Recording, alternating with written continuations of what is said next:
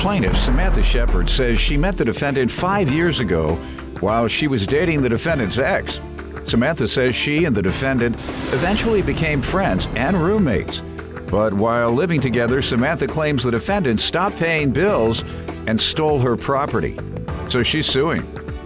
Defendant Tiffany Nieves says when she and Samantha first became roommates, everything was fine. Until Tiffany got a boyfriend. Tiffany claims Samantha was rude to her boyfriend and made him feel uncomfortable. And she's countersuing for an illegal eviction. Start with you. I met Tiffany about 5 years ago through a mutual friend. She wasn't too fond of me because I was seeing someone who she previously dated. It was awkward because we would be in the same area at the same time. We had a lot of the same friends. So it made me feel really uncomfortable. There was always a lot of negative energy. So eventually I just confronted her and I asked her, like, what's the deal? Like, we should be friends still. There's no reason. This guy's not even involved with neither one of us anymore. We should just squash whatever it was and just be friends again. After that conversation we had, we became friends. We became very good friends. We were hanging out a lot. We did everything together. We celebrated birthdays, holidays. We went on vacation together. A few years later, we decided to move in with one another. And then... That guy came back. Yeah. Did he really? Not the same guy, but she started dating someone a couple of months after we were living together, and her priorities to me, they just changed. Like what? Not only did I feel like I was living alone, I had responsibilities I was taking care of by myself. There were bills that weren't being paid, months that she wasn't working. What was the agreement on the bills and the rent? Everything was split in and half, yes. All right. Ma'am, let me hear from you. Well, when we first moved in together, like she said, everything was perfect. We did everything together. And then I got into a relationship. And not to talk about her character, but the type of person she was just extremely nasty to him. And she made him feel uncomfortable. So most of the time, I would stay at his house. Did you ever ask her why she treated him like that? She's just like that. When I would ask her, like, if why is it that she felt uncomfortable with him, she was just, oh, I'm playing around, like, it's not that serious. But it made him feel uncomfortable, which I didn't want to be in the middle of. So whatever time I wanted to spend with him, I spent in his house. And whatever time I wanted to spend with her, I'd stay at my own house. I didn't know I had a time limit to be with her. To be with her or to be in my own home. Right. I was paying the rent. We did have an agreement on the bills. Well, that's what she's disputing. Let's get to it. Ma'am, what do you say about the bill and the stolen property? She paid the bills the first couple of months that we lived with one another, but around June, she had stopped working. And the friend that I was very lenient with her. I gave her time, I was very patient. But then it got to a point that I'm working 3 jobs, I'm paying everything by myself. My credit's getting messed up because her half isn't getting paid. And it got to a point where I had to ask her, either get your stuff together or move out because it's not working out for me anymore. What months did she fail to pay?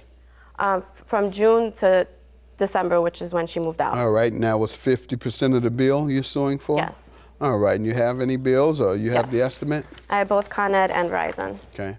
And what about this property you allege she stole from you? After she had moved out, I asked her numerous times to return my clothing and any other belongings that she had. She took your things? You have to tell me about that. How did she come up with your things? Just living with one another, we borrowed a lot of each other's stuff.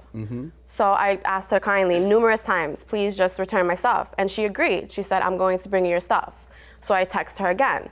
Hey, do you think you're going to bring me my stuff this weekend? I have all your stuff packed. I'm going to bring it to you. And her boyfriend at the time texted me and said, she's going to do it this weekend because she's busy with work. And the weekend came, she never showed. So I texted her again. It was just a lot of me texting her and her saying okay and then not following through. All right, you have a list of the things she failed to return?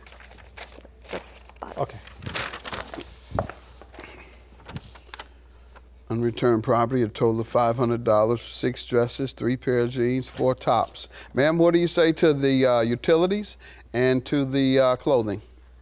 When I lost my job, so she had started a new job. So right then and there, we were both struggling.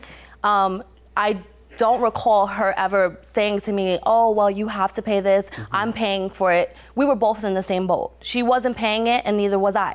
I'll admit that I never paid for it, but she also didn't pay for her. It's in my name. It's in her name.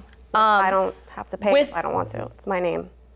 With the clothing, I had the clothes. I asked her, because I was still receiving mail at that apartment, I asked her, I said, I have some mail, especially like taxes and stuff, that I needed that were government official letters, and I needed those back. And she told me, well, I don't have those, your landlord ripped them up. So I spoke to the landlord, and the landlord told me that she hadn't taken any of my mail.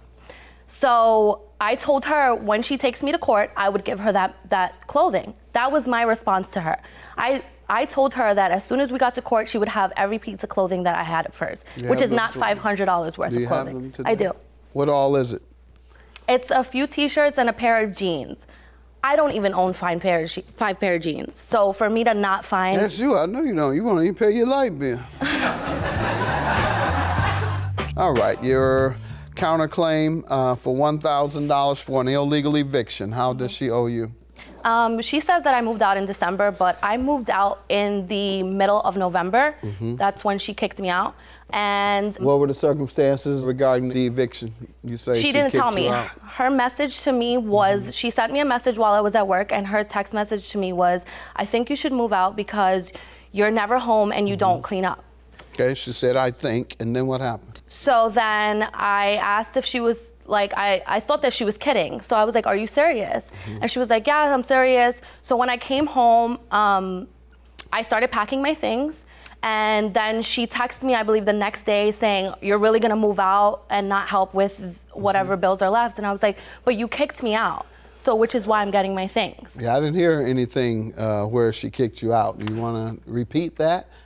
She told me that she thinks I should move out. Right, that's not kicking you out. Okay. That's I think, and you might have said, well, I think not.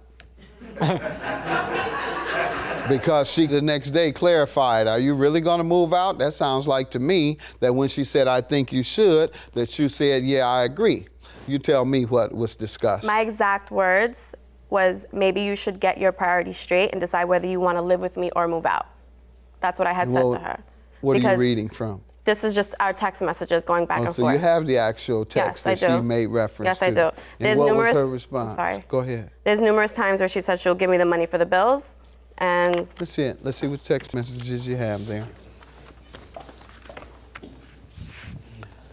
11:23.